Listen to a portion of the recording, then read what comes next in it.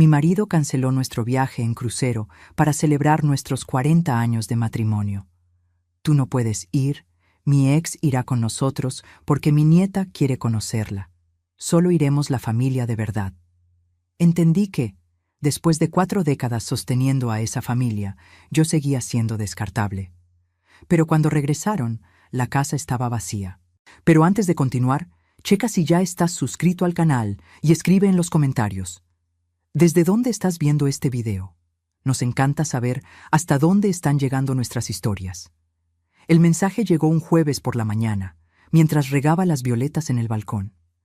El celular vibró en el bolsillo de mi delantal y me limpié las manos en el trapo de la cocina antes de contestar.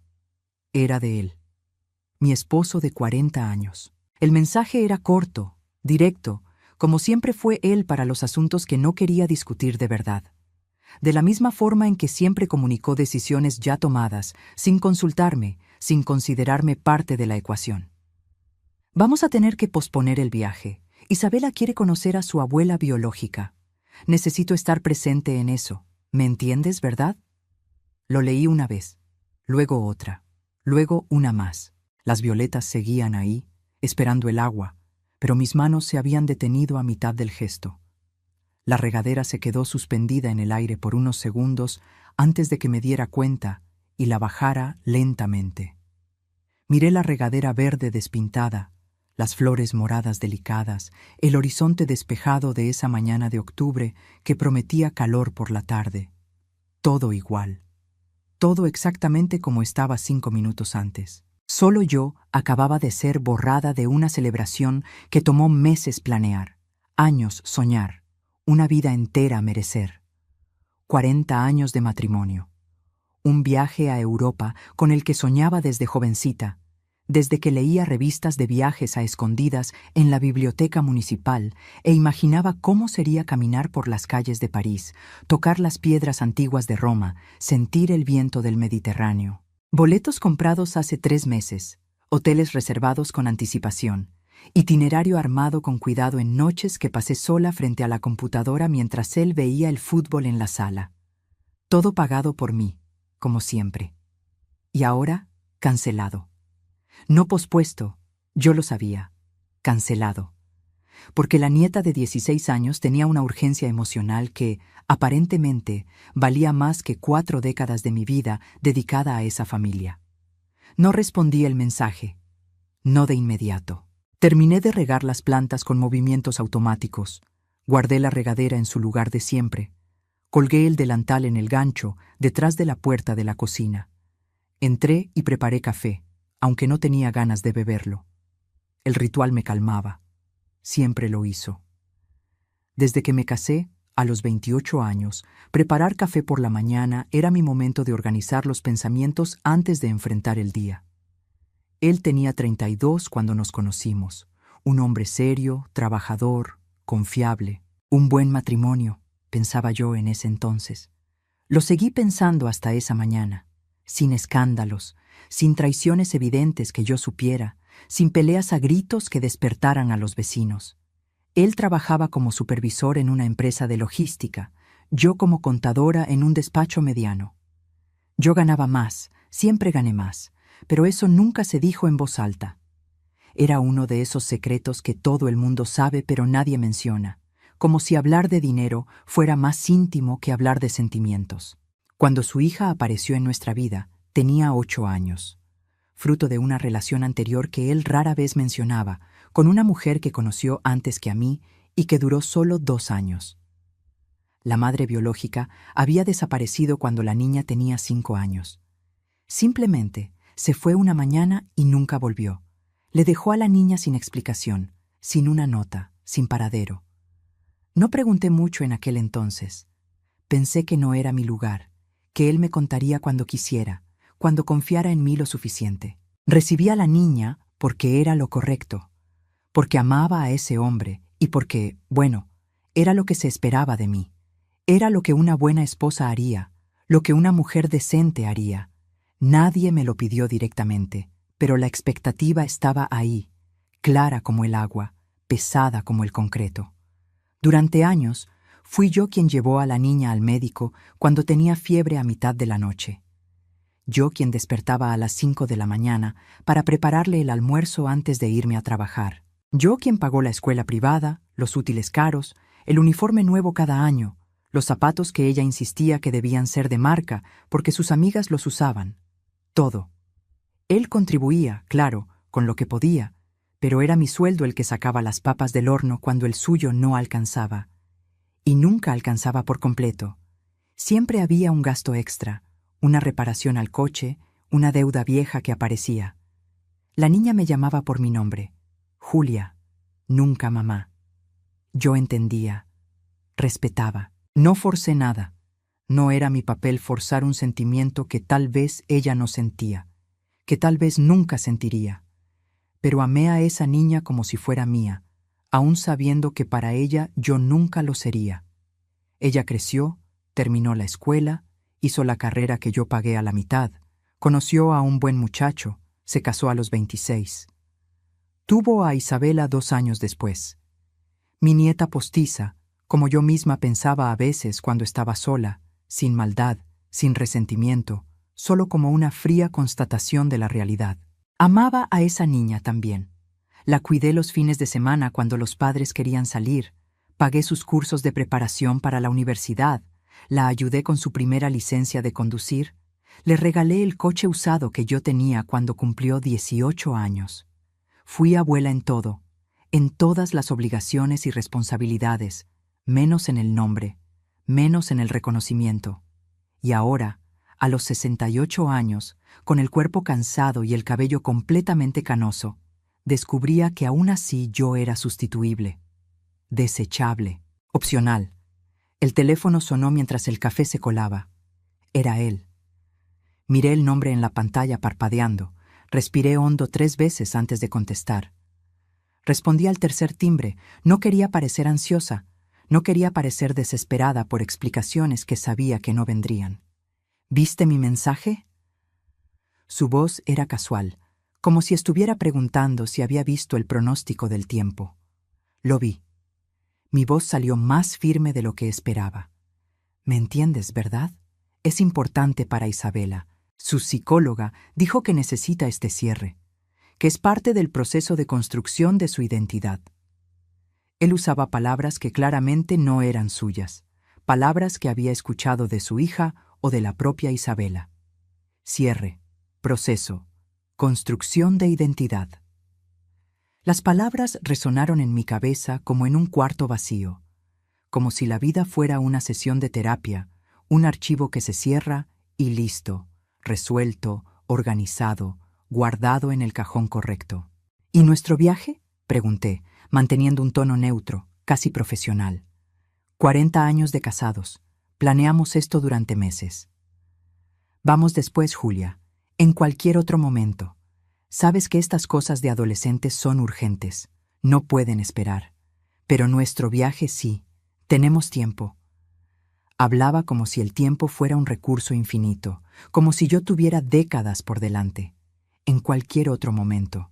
40 años de matrimonio, de compañerismo, de ser el sostén silencioso, resumidos a un cualquier otro momento. Como si fuera posible reprogramar el tiempo perdido, como si fuera posible recuperar las expectativas que había guardado, pulido y alimentado durante meses mientras imaginaba cada detalle de ese viaje. Entiendo, fue todo lo que dije antes de colgar. No discutí, no grité, no lloré, simplemente colgué y me quedé ahí parada, mirando la pared blanca de la cocina, escuchando el café burbujear en la cafetera. Me senté a la mesa de la cocina, esa mesa de madera que había comprado hace 15 años en una barata y de la que él se quejó porque era demasiado grande para la cocina, pero en la que insistí porque quería un lugar donde la familia pudiera reunirse. Me quedé mirando la taza de café enfriándose frente a mí, el azucarero de vidrio que heredé de mi madre, el salero que Isabela me dio de Navidad hace 3 años. No lloré. El llanto nunca resolvió nada en mi vida. Lo aprendí pronto, muy pronto, cuando mi padre murió en un accidente de trabajo y dejó a mi madre con 4 hijos pequeños para criar sola. Yo era la mayor, Tenía 12 años y de repente me convertí en adulta.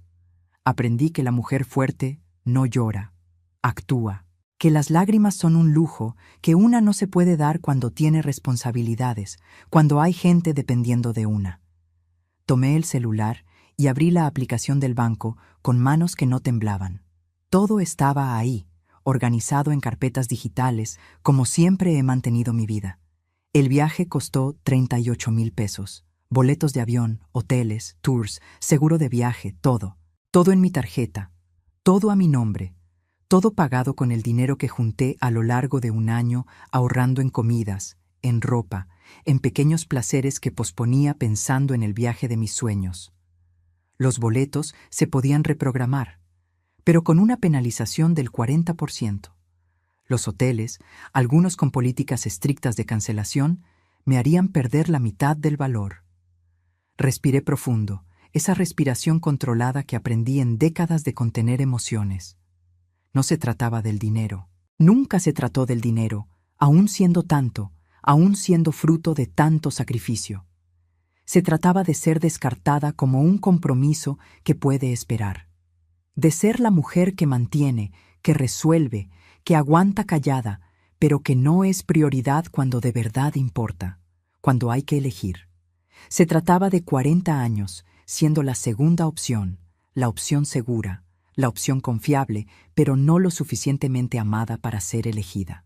Pasé todo el día pensando mientras realizaba las tareas domésticas en piloto automático. Limpié la casa que ya estaba limpia, sacudí muebles que no tenían polvo, organicé armarios que ya estaban organizados, doblé ropa que ya estaba doblada, preparé la cena que él ni siquiera avisó que no vendría a comer. Un pollo asado con papas que estuvo listo a las 7 y se enfrió solo en la mesa mientras yo miraba su plato vacío.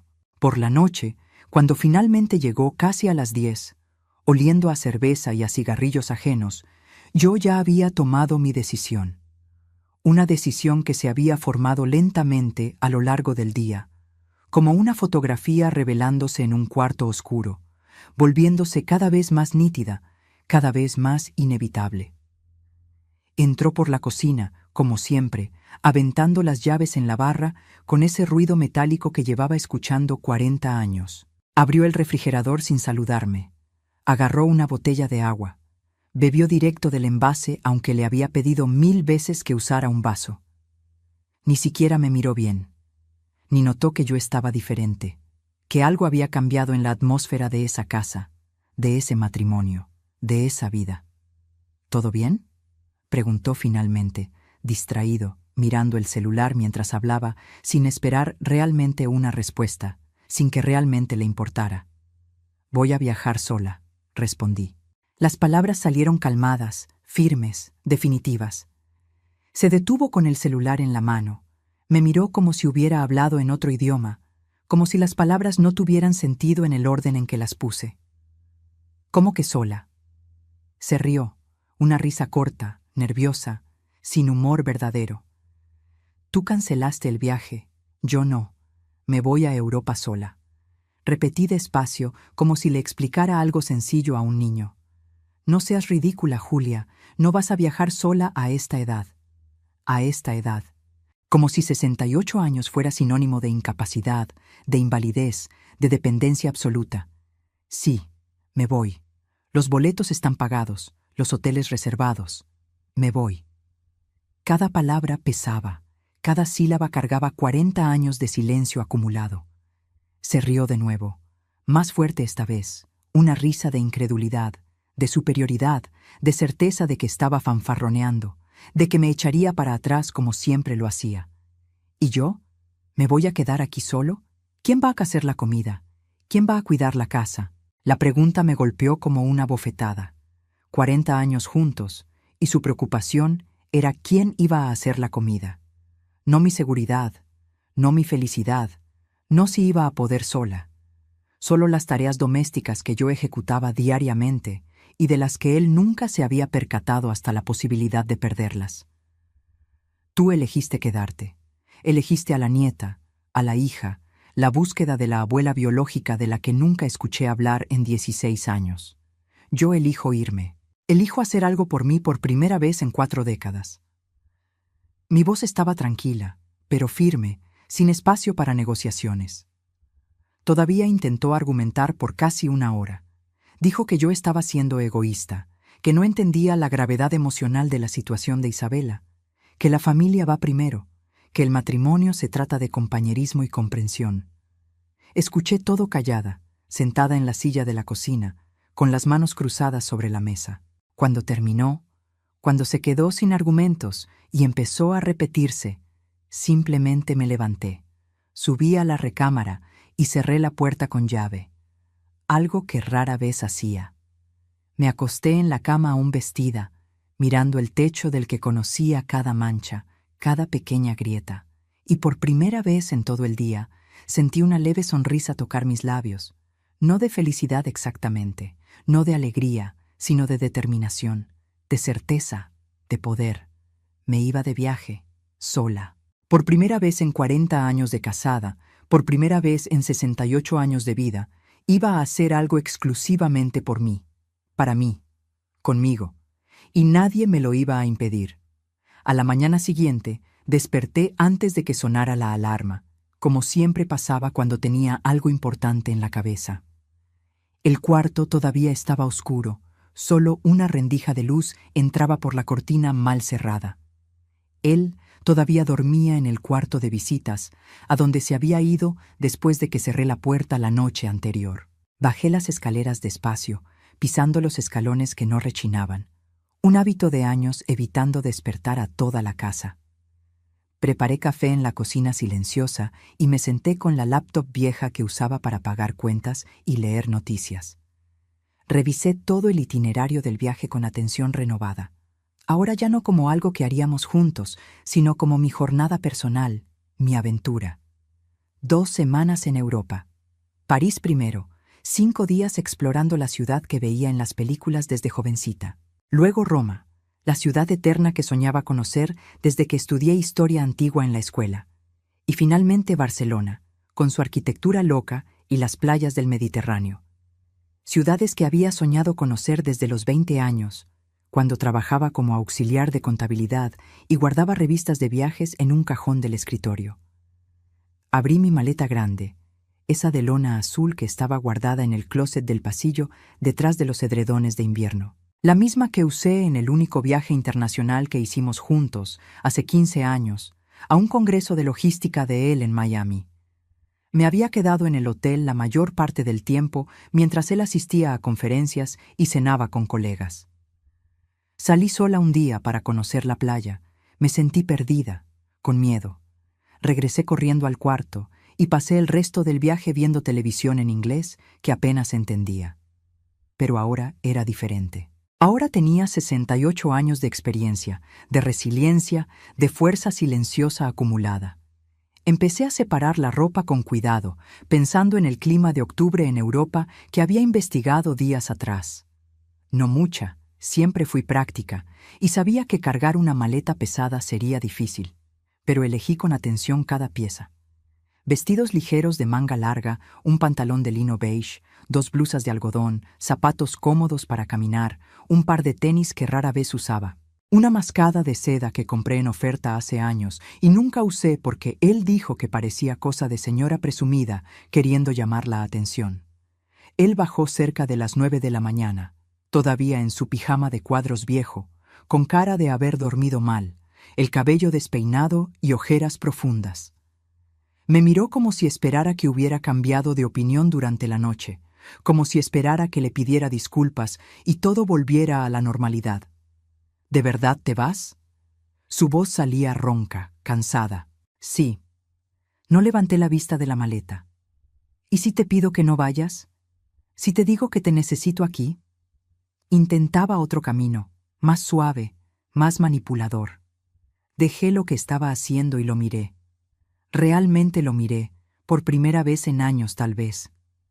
El cabello completamente canoso, que se rehusaba a teñirse, la panza prominente que creció a lo largo de las décadas, esa postura encorvada y cansada de quien cree que ya hizo todo lo que tenía que hacer en la vida y ahora solo espera que pase el tiempo. ¿Cuándo fue que dejamos de mirarnos de verdad? ¿Cuándo nos convertimos solo en compañeros de casa, compartiendo espacio y cuentas, pero no la vida? Puedes pedirlo, respondí tras un largo silencio. Pero me voy de todos modos. Esta decisión es mía. Bufó. Agarró el celular que siempre llevaba en el bolsillo del pijama y salió a la terraza. A través de la ventana de la cocina vi que encendía un cigarrillo, algo que prometió haber dejado hace años, y hablaba por teléfono con gestos amplios, probablemente con su hija, quejándose de mí, pintándome como una loca, como una egoísta, como la villana de esta historia. No me importó.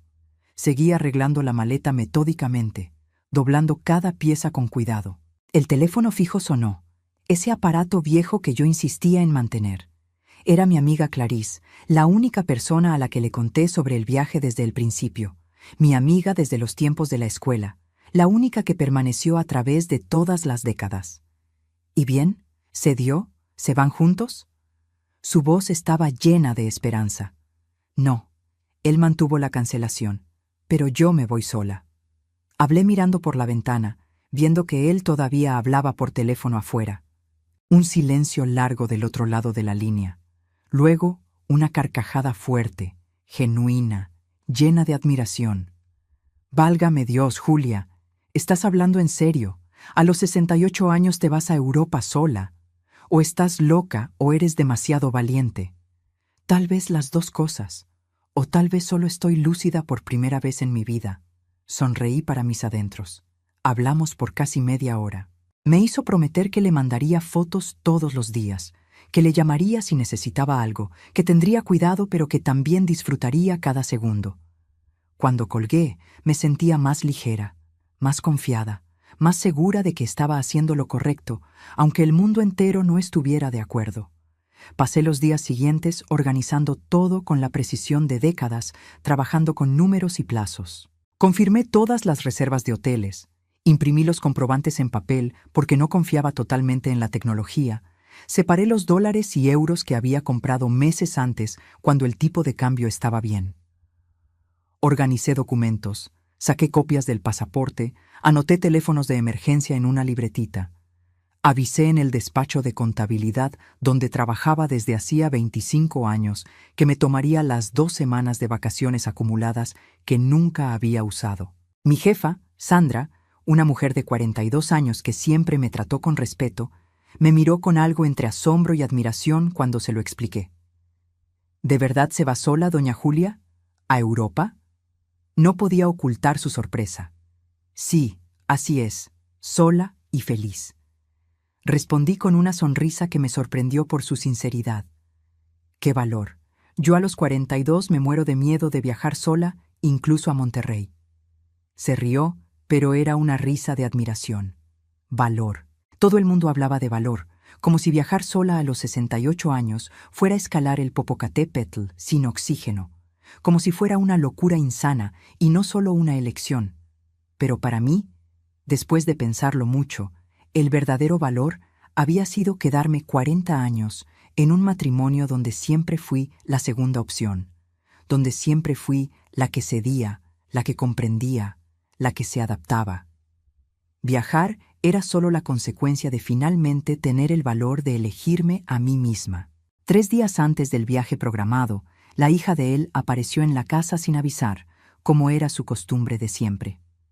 Tenía 46 años ahora, 2 hijos adolescentes, una casa cómoda que yo ayudé a amueblar, una vida entera que yo contribuí a construir sin recibir nunca un agradecimiento sincero, sin recibir nunca un reconocimiento verdadero. Tocó la puerta una vez y entró de inmediato, usando la llave que le di hace años para emergencias, pero que ella usaba cuando quería. «Tenemos que hablar, Julia». Dijo mi nombre como siempre. Nunca me llamó mamá, ni siquiera madrastra, siempre solo Julia, como si fuera una conocida lejana. Entró sin ser invitada y tiró su bolsa cara en el sofá de la sala. Yo estaba en la cocina, haciendo mi lista final de pendientes, revisando cada punto 2 veces. No me levanté a saludarla. ¿Sobre qué? Mi voz salió más fría de lo que pretendía, pero no lo corregí. sobre esa actitud infantil tuya. Mi papá está muy triste, muy dolido contigo. No está durmiendo bien, no está comiendo. Hablaba como si yo fuera la responsable de su bienestar emocional, como siempre se me había considerado. No me digas, respondí sin quitar los ojos de la lista. No puedes ser tan egoísta, Julia. Isabela está pasando por un momento muy difícil, muy delicado. Necesita esto. La terapeuta dijo que es esencial para su desarrollo emocional. Repetía palabras claramente aprendidas de memoria. Respiré hondo 3 veces antes de responder, mirando la lista frente a mí sin ver realmente las palabras. Conté hasta 10 mentalmente, una técnica que aprendí en décadas de controlar mi enojo. ¿Y yo? ¿Acaso yo no estoy pasando por un momento difícil? 40 años de matrimonio, un viaje que esperé toda la vida, cancelados por un mensaje de texto de 3 líneas. Mi voz subió un tono, algo raro en mí. No se canceló, se pospuso. Pueden ir el próximo año, en 6 meses, cuando Isabela esté mejor. Gesticulaba con las manos, impaciente con mi terquedad. ¿Para cuándo exactamente? ¿Cuando Isabela termine la terapia que puede durar años? ¿Cuando resuelva todos sus traumas de adolescente? ¿Cuando entre a la universidad y tenga nuevos problemas? ¿Cuando yo tenga 75 u 80 años y ya no pueda caminar bien, ya no pueda viajar?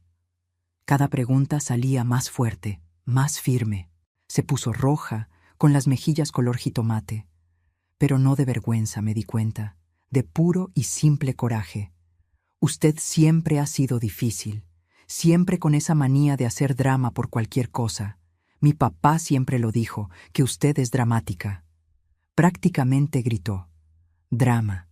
Yo, que nunca me quejé en voz alta de pagar la escuela privada carísima, el médico particular, el dentista, el ortodoncista, las fiestas de cumpleaños elaboradas.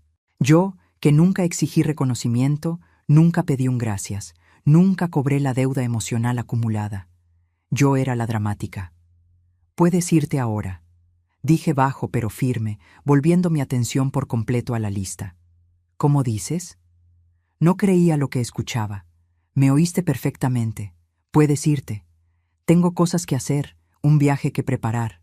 No tengo tiempo ni paciencia para esto. Taché un punto de la lista sin siquiera ver qué era. Se quedó parada unos segundos, con la boca abierta, sin creer que realmente la estuviera despachando. Luego agarró su bolsa con fuerza, haciendo un berrinche como niña chiquita. «Se va a arrepentir de esto. Va a volver rogando perdón», predijo dramáticamente. «Tal vez, pero al menos volveré de París», respondí sin mirarla. Salió azotando la puerta tan fuerte que el cuadro de la pared tembló.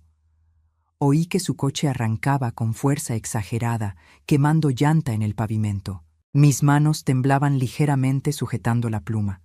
Mi esposo apareció en la cocina pocos minutos después, viniendo de la sala donde probablemente había escuchado todo. ¿Tenías que tratar a mi hija de esa manera, con tanta grosería? Estaba enojado, con postura defensiva y los brazos cruzados. ¿De qué manera? Solo dije que no tenía tiempo, lo cual es verdad. Seguí con mi lista, rechazando el conflicto que él buscaba. «Con grosería, Julia. Tú nunca fuiste así. No sé qué te pasó». Alzó la voz. Solté la pluma sobre la mesa con fuerza, haciendo ruido. Lo miré fijamente, sin desviar la vista, sin parpadear. ¿Sabes qué es grosería de verdad? Es cancelar un viaje de aniversario de 40 años de casados por un mensaje. Es esperar que yo lo acepte callada porque es por la familia. Es tratarme como a un mueble que siempre se queda en el mismo lugar, siempre disponible, siempre comprensiva, siempre ahí cuando me necesitan, pero invisible cuando no conviene. Cada palabra salía pesada, cargada. Abrió la boca para responder. La cerró sin decir nada. La abrió de nuevo. La cerró otra vez. Parecía un pez fuera del agua. «Cambiaste, Julia. Ya no sé quién eres». Finalmente logró decir, con voz baja, casi triste. «No cambié. Desperté. Tardé 68 años, pero finalmente desperté». Volví a mi lista, dando la conversación por terminada. La noche antes del viaje, me propuse cenar sola por primera vez en 40 años. Preparé un filete sencillo como a mí me gustaba, con ajo y mantequilla, arroz sueltito y ensalada de jitomate con cebolla. Puse la mesa solo para mí, usando el mantel bueno que guardaba para las visitas. Encendí una pequeña vela de lavanda que tenía guardada en un cajón hace años. Puse música suave en el radio viejo, una estación que tocaba boleros antiguos. Comí despacio, masticando bien, disfrutando cada bocado como si fuera la última cena, escuchando a Agustín Lara. Él pasó por la sala durante la cena, vio toda la escena, la mesa puesta para una sola persona, la vela encendida, la música sonando. Se quedó parado unos segundos mirándome. No dijo absolutamente nada. Subió al cuarto de visitas donde se había instalado, pisando fuerte en las escaleras como niño berrinchudo. Ni siquiera me fijé en la hora exacta. Estaba demasiado concentrada en mi pequeña celebración solitaria. Lavé los trastes con calma, secando cada plato, cada cubierto, guardando todo en su lugar. Apagué las luces una por una, revisando que todo estuviera en orden. Subí despacio, agarrándome del pasamanos. Mi maleta ya estaba lista, completamente cerrada, esperando al lado de la puerta de la recámara. Le pasé la mano despacio, con cariño, como quien acaricia a una mascota querida. Mañana empezamos, le susurré a la maleta, sintiéndome solo un poco ridícula. Me acosté y dormí profundamente por primera vez en semanas. Sin pesadillas, sin insomnio, sin despertar a mitad de la noche preocupada por 1000 cosas. Dormí como no dormía hace meses, tal vez años, el sueño profundo de quien tiene la conciencia tranquila y el futuro esperanzador. El taxi llegó puntualmente a las 5 de la mañana. La ciudad todavía dormía, las calles estaban vacías y silenciosas. Yo ya estaba completamente lista desde las 4:30, sentada en la sala con la maleta al lado, la bolsa en el regazo y el abrigo doblado sobre el brazo. La casa estaba oscura, silenciosa como una tumba, solo la luz del pasillo que yo había dejado encendida. Él no bajó a despedirse. Lo oí moverse en el cuarto cuando el taxi tocó el claxon discretamente, pero no apareció. Mejor así, pensé. Las despedidas harían todo más difícil, más confuso, más doloroso. Puse la maleta pesada en la cajuela con ayuda del chofer, un señor de unos 60 años con cara de sueño. Me subí al asiento de atrás y respiré profundo. Miré la casa por última vez antes de que el taxi arrancara. La casa que fue mía por 35 años. La casa que limpié, organicé y mantuve funcionando. Las luces estaban apagadas excepto la del pasillo. Parecía una casa muerta, sin vida, sin alma. Y tal vez realmente lo fuera, me di cuenta. Tal vez ya lo era desde hacía mucho tiempo y yo simplemente no había querido verlo. No miré atrás cuando el taxi dio la vuelta en la esquina. Mantuve los ojos fijos al frente, en el camino iluminado por los postes, en la ciudad despertando lentamente. El chofer era demasiado simpático para esa hora. Intentó sacar plática en cuanto entramos a la avenida principal. ¿Viaje de trabajo, señora?, preguntó mirando por el retrovisor. De paseo, vacaciones. Respondí cortante. ¡Qué bien! ¿Va con la familia? ¿Esposo? ¿Hijos? Insistía curioso. Sola, me voy sola, dije mirando por la ventana, viendo pasar los comercios cerrados. Me miró por el retrovisor con una sorpresa mal disimulada, pero tuvo la delicadeza de no comentar nada más. El resto del viaje al aeropuerto fue en silencio, solo el sonido del radio bajito con las noticias de la madrugada. En el aeropuerto hice el check-in sola por primera vez en la vida. La muchacha del mostrador de la aerolínea fue amable, paciente con mis dudas de viajera solitaria primeriza. Me ayudó con la maleta que pesaba de más. Pasé por seguridad, por inmigración, abordé. Cada etapa que completaba sola me daba una pequeña victoria, un pequeño orgullo. Todo funcionó exactamente como debía. Nada catastrófico pasó solo porque estuviera sola, al contrario de todos los miedos que él había sembrado en mi cabeza a lo largo de los días. El avión despegó puntualmente a las 8 de la mañana. Me quedé mirando cómo la Ciudad de México se hacía pequeña allá abajo a través de la ventanilla. las luces de la ciudad aún parpadeando tenues contra el sol naciente, los edificios convirtiéndose en puntos minúsculos, la ciudad entera cabiendo en la palma de mi mano. Sentí algo extraño en el pecho, apretado pero no malo. No era miedo exactamente, era libertad, era posibilidad, era un futuro abierto como el cielo infinito que el avión atravesaba. La mujer sentada a mi lado era francesa. Regresaba a su casa en París después de pasar 3 semanas visitando a su hija que vivía en México. Tenía 72 años, el cabello cortito y completamente blanco, lentes redondos y una sonrisa fácil. Hablamos un poco después de que el avión se estabilizó y se apagaron las luces del cinturón. ¿Primera vez en París?, preguntó con un acento encantador, hablando un español bueno pero con errores tiernos. Primera vez en toda Europa, admití, sintiéndome al mismo tiempo emocionada y nerviosa.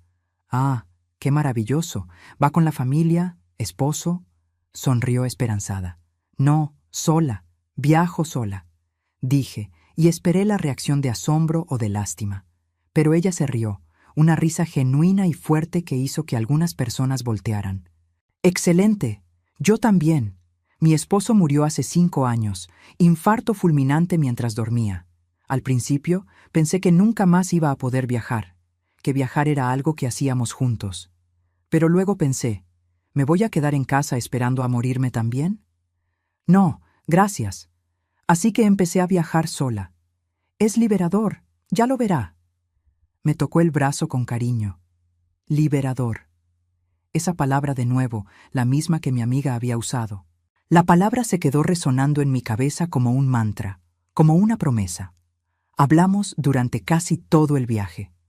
Me contó sobre los lugares que ya había visitado sola. Grecia, Egipto, India, Japón, Argentina, Perú.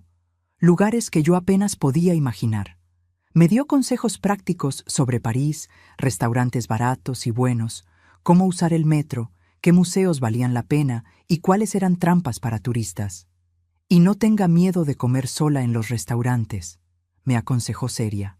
Al principio es raro, una se siente observada, pero luego te das cuenta de que a nadie le importa. Todo el mundo está ocupado con su propia vida, y comer sola es maravilloso. Puedes pedir exactamente lo que quieres, comer a tu ritmo, sin las prisas de nadie. Dormí un poco durante el vuelo largo, ese sueño ligero de avión donde no descansas por completo pero ayuda a que pase el tiempo. Desperté cuando sirvieron el desayuno, un croissant tibio con mermelada de fresa y un café ralo pero caliente. Miré por la ventanilla y vi el océano Atlántico allá abajo, infinito, azul oscuro, demasiado inmenso para comprenderlo. Pensé en cuántas veces había pospuesto mis propios sueños a lo largo de mi vida. Cuántas veces puse a todo el mundo por delante de mí. Esposo, hijastra, nieta, jefes, colegas, vecinos, a todo el mundo menos a mí misma. El avión aterrizó en el aeropuerto Charles de Gaulle en una mañana clara y fría de octubre europeo. La ciudad se veía hermosa incluso desde arriba, organizada, histórica, exactamente como la imaginaba desde niña cuando leía sobre la Revolución Francesa en la escuela. Mi corazón latía rápido cuando el avión tocó la pista con un suave sacudón. Recogí mi maleta en la banda después de esperar casi 40 minutos de ansiedad. Pasé por la aduana donde un oficial francés aburrido selló mi pasaporte sin hacer preguntas.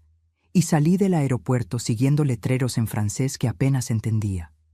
El aire estaba helado comparado con el calor de México, pero era refrescante. Tomé un taxi siguiendo las instrucciones que mi compañera de vuelo me había dado. El taxista era argelino. Hablaba francés demasiado rápido, pero entendió cuando le mostré la dirección del hotel escrita en un papel. El trayecto al hotel fue una revelación visual. París desfilando por la ventana del taxi. Edificios antiguos y elegantes, calles arboladas, coches pequeños, gente distinguida incluso solo yendo a trabajar. Todo parecía una película, una fantasía, menos real que lo real. El taxi me dejó frente a un hotel pequeño en el barrio del Marais, un 3 estrellas sencillo que elegí por el precio y la ubicación.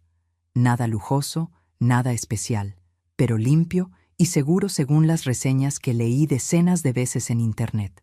El cuarto era pequeño, pero tenía un encanto innegable. Una ventana antigua con vista a una callecita estrecha de empedrado, una cama matrimonial con un edredón blanco y pachón, un baño minúsculo con una regadera apretada pero funcional.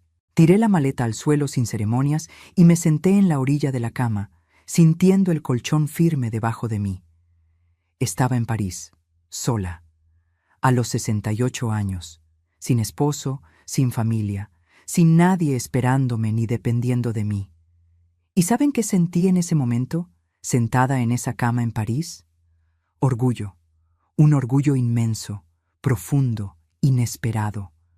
Orgullo de mí misma por haber tenido el valor de venir, por haber elegido elegirme por primera vez en toda mi vida. Me di un baño largo en la regadera pequeña, dejando que el agua caliente lavara el cansancio del viaje largo. Me cambié de ropa, eligiendo un pantalón cómodo, una blusa de manga larga y la mascada que finalmente iba a usar. Bajé a la recepción, donde una muchacha joven, con el cabello morado, me dio un mapa de la ciudad y marcó algunos puntos turísticos principales con pluma roja, explicándome en un inglés pausado, tal como se lo pedí. Salí caminando sin ninguna prisa, sin un itinerario rígido, sin nadie que me apurara. París en octubre era exactamente como lo imaginaba. Fresco pero no demasiado frío, los árboles ya dorados con las hojas empezando a caer, las calles movidas con parisinos elegantes yendo a trabajar, turistas con cámaras colgando del cuello. Caminé lentamente por la orilla del río Sena, mirando los barcos turísticos pasar llenos de gente saludando, los artistas callejeros montando sus puestos, las parejas jóvenes de la mano posando para fotos, los vendedores de crepas preparando las primeras tandas del día. Me detuve en un café pequeño y encantador que parecía salido de una película antigua y pedí un croissant y un café au lait, señalando el menú porque mi francés era inexistente. Me senté en una mesita minúscula en la banqueta, exactamente como veía en las películas francesas, y me quedé ahí observando cómo la ciudad terminaba de despertar, cómo aumentaba el movimiento, cómo la vida parisina ocurría frente a mis ojos. Una mesera mayor, tal vez de mi edad o más, me atendió con una sonrisa cansada pero genuina. «¿Premier fois à París?», preguntó, adivinando por mi cara de asombro al mirarlo todo. «Oui, oui», respondí, usando las pocas palabras de francés que sabía, sintiéndome ridícula y feliz al mismo tiempo. «Profitesen, c'est magnifique», me dio una palmadita gentil en el hombro. «Disfrute. Es magnífico». Aún sin entender a la perfección, capté el significado, capté el cariño, y tenía razón, era magnífico.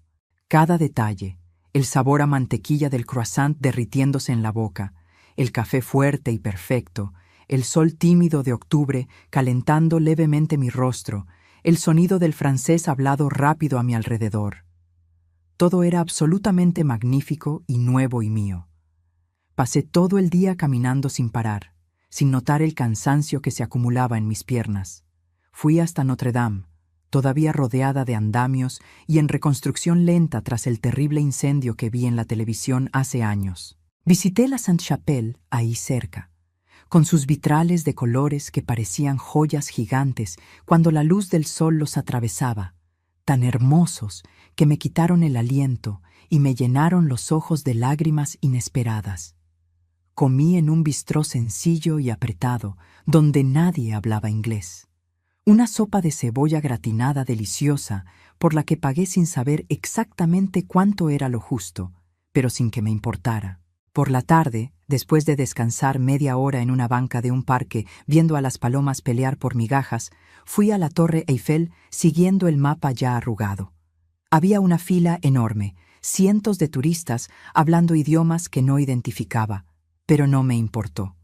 Esperé pacientemente por más de una hora, platicando un poco con una pareja de argentinos simpáticos que también viajaban por Europa celebrando 30 años de casados. Les extrañó cuando dije que viajaba sola, pero disimularon bien la sorpresa. Cuando finalmente subí en el elevador apretado y miré París desde el segundo piso de la torre, con la ciudad extendiéndose en todas direcciones hasta donde alcanzaba la vista, me dieron ganas de llorar otra vez. Pero era un llanto diferente, ¿saben? No de tristeza, no de dolor. Era un llanto de realización, de victoria silenciosa, de promesa cumplida conmigo misma después de 68 años de espera. Me tomé una foto con el celular, con toda la ciudad de fondo, yo sonriendo genuinamente por primera vez en meses. La mandé al grupo de WhatsApp de la familia con un mensaje sencillo: París es hermoso. La respuesta llegó en menos de 5 minutos, de Isabela, mi nieta. ¿Abuela? ¿Estás en París? ¿Sola? Varios emojis de asombro, caritas de sorpresa. Sí, aquí estoy, y está maravilloso. Respondí, sonriendo a la pantalla. Ella mandó más emojis, algunos corazones, aplausos. Su hija no respondió nada. Él tampoco. Ese silencio elocuente decía todo lo que yo necesitaba saber sobre lo que pensaban, sobre cómo me veían ahora. Regresé al hotel en metro, siguiendo instrucciones cuidadosas que anoté en un papel. Fue toda una aventura descubrir el camino, transbordar, entender los avisos en francés, pero lo logré sola sin pedir ayuda. Cené un sándwich de baguette con queso brie que compré en una panadería cerca del hotel. Sencillo pero delicioso. Comí en el cuarto, acostada en la cama, viendo la televisión francesa sin entender nada, pero encontrándolo encantador. Me dormí temprano, agotada pero increíblemente feliz. El tipo de felicidad que viene de adentro, que no depende de nadie más que de ti misma. Los días en París pasaron en un remolino maravilloso de experiencias nuevas. Despertaba temprano todos los días, desayunaba en el hotel ese buffet sencillo de pan, mermelada, café y jugo. Luego salía a explorar sin prisas, sin compromisos, siguiendo solo mi curiosidad y mis pies que, milagrosamente, no se quejaban tanto como esperaba. Visité el Museo del Louvre un martes lluvioso, aguantando filas enormes, pero que valieron cada minuto de espera. Me perdí por completo en los pasillos inmensos y laberínticos, admirando obras que solo conocía por viejos libros escolares. Vi la Mona Lisa de cerca, rodeada de cientos de turistas con los celulares en alto, todos buscando la foto perfecta. Era más pequeña de lo que imaginaba, mucho más pequeña, pero aún así impresionante con esa sonrisa enigmática que atraviesa los siglos. Pasé horas caminando por las galerías egipcias, griegas, renacentistas, hasta que mis pies pidieron clemencia. Fui al Palacio de Versalles en un día nublado pero seco, tomando el tren desde la estación que la muchacha de la recepción me enseñó a encontrar. El palacio era absolutamente absurdo de grande, de dorado, de excesivo, de opulento. Cada sala más decorada que la anterior, cada techo pintado con escenas mitológicas que debieron tomar años. Caminé por los jardines enormes, incluso con el cielo gris amenazando lluvia, imaginando cómo era la vida de la gente que vivió ahí siglos atrás. Tan diferente a mi vida sencilla de contadora, tan distante de la realidad que conocía. Pero en ese momento, caminando sola por esos jardines históricos, yo también estaba viviendo algo extraordinario, algo que nunca imaginé posible para mí. Comí muchos croissants durante esos días, los probé en panaderías distintas tratando de encontrar el mejor, aunque todos estaban deliciosos. Tomé café en pequeños bistrós donde meseros con mandil negro me atendían con formalidad francesa. Caminé hasta que me dolieron los pies todos los días, regresando al hotel cojeando levemente pero sonriendo. Y cada noche, religiosamente, mandaba una foto nueva al grupo de la familia. A veces Isabela respondía con entusiasmo juvenil, preguntando detalles, diciendo que tenía envidia de la buena. A veces nadie respondía, y la foto se quedaba ahí flotando, vista pero ignorada. En el 5.º día en París, tomé el tren de alta velocidad a Roma. El viaje fue absolutamente hermoso, atravesando campos franceses verdes y dorados, pasando por los Alpes nevados a lo lejos, entrando a la Italia soleada. Me quedé pegada a la ventanilla todo el trayecto, 6 horas viendo Europa pasar, paisajes que parecían pinturas del Renacimiento. Llegué a la estación Termini en Roma al final de la tarde, cansada pero animada para la siguiente etapa. Roma era completamente diferente a París, más caótica, más ruidosa, más italiana en toda su intensidad. Coches tocando el claxon constantemente, gente hablando fuerte y gesticulando, un tráfico absolutamente loco que me daba miedo al cruzar la calle. Pero era hermosa también. Cada esquina revelaba alguna ruina antigua, alguna iglesia barroca o alguna fuente esculpida hace siglos. Mi hotel estaba cerca de la estación central, en un barrio que no era el más encantador, pero era sumamente conveniente y más barato que otras opciones. El cuarto era aún más pequeño que el de París, pero limpio, funcional y con un aire acondicionado que agradecí porque en Roma hacía más calor que en París. Al día siguiente, desperté emocionada y fui directo al Coliseo muy temprano, tratando de evitar las multitudes. Había muchísima gente incluso yendo temprano. Turistas de todas partes del mundo con cámaras profesionales, guías con banderitas de colores, vendedores ambulantes insistentes ofreciendo agua fría, abanicos y recuerditos baratos. Pero cuando finalmente entré en esa arena antigua de 2000 años, cuando pisé las piedras que los gladiadores pisaron, sentí un escalofrío que me recorrió toda la espalda. Imaginé a la multitud romana gritando, al emperador decidiendo vida o muerte con un gesto del pulgar, la sangre en la arena, historia viva, real, tangible. Comí una pasta carbonara de verdad en un restaurante pequeño y lleno cerca del Coliseo, servida por un italiano gruñón de unos 70 años, que se quejó en italiano cuando pedí queso parmesano extra, porque aparentemente es un sacrilegio ponerlo en la carbonara. Pero estaba absolutamente deliciosa, cremosa y perfecta, mejor que cualquier pasta que haya comido en mi vida. Por la tarde, aguanté el calor romano y fui al Vaticano, tomando el metro atiborrado, donde una señora italiana muy amable me ayudó a entender qué línea tomar. La Basílica de San Pedro era monumental, imposible de procesar por completo. Tan grande, tan detallada, tan llena de historia, arte y fe acumulada. Subí hasta la cúpula, incluso con mis rodillas de 68 años, quejándose en cada escalón estrecho e inclinado, pero la vista desde allá arriba valió absolutamente cada esfuerzo, cada dolor. Roma entera extendida abajo, el río Tíber serpenteando, las colinas a lo lejos. En la Capilla Sixtina, me quedé con el cuello adolorido mirando el techo pintado por Miguel Ángel hasta que no pude más. ¿Cómo pudo alguien pintar eso acostado boca arriba? ¿Cómo tuvo la paciencia, la visión y el talento suficiente? A mis 68 años, yo apenas podía mirar hacia arriba por 5 minutos sin que mi cuello reclamara fuerte. Esa noche, cené sola en un restaurante pequeño y familiar que la recepcionista del hotel me recomendó. Me senté en una mesita en una esquina, medio escondida, todavía no del todo cómoda con la idea de cenar sola en público. El mesero era el típico italiano de unos 50 años, bigote grueso, panza prominente y una sonrisa amplia y galante. «Bellísima signora, ¿sola en Roma? Questo è impossibile». Abrió los brazos teatralmente, haciendo que la gente en las otras mesas volteara. Me reí, genuinamente. Hacía mucho tiempo, tal vez años, que nadie me decía que era guapa, aunque fuera solo cortesía italiana automática, el encanto profesional de un mesero experto. Totalmente posible, como puedes ver. Respondí en inglés, señalando la mesa vacía frente a mí.